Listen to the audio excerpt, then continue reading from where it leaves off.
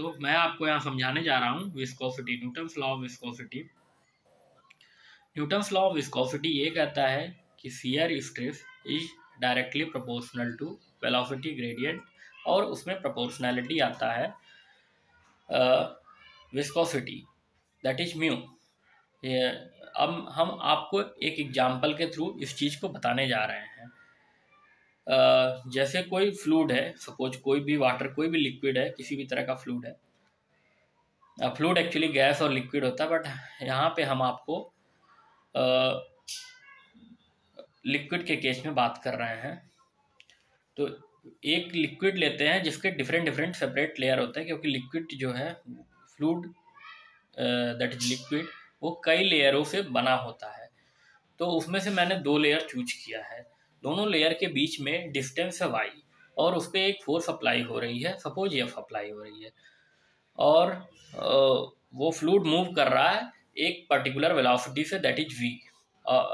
जो फोर्स लग रहा है वो एक पर्टिकुलर एरिया पे लग रहा है, दैट इज a। तो यहाँ पे जो न्यूटन्स लॉ ऑफ विस्कोसिटी के हिसाब से force is directly proportional to v, and it is also directly proportional to its cross sectional area at which the particular force applied, and then force is inversely proportional to the distance between the 2 layer of the fluid।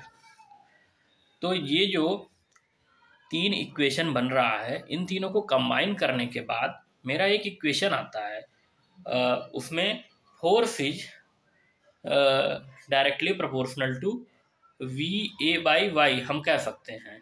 उसके बाद क्योंकि proportionality constant को हटाने के लिए कोई ना कोई कांस्टेंट आना चाहिए, प्रोपोर्शनैलिटी को हटाने के लिए कोई ना कोई कांस्टेंट आना चाहिए, तो उस कांस्टेंट के लिए हमने म्यू यूज किया।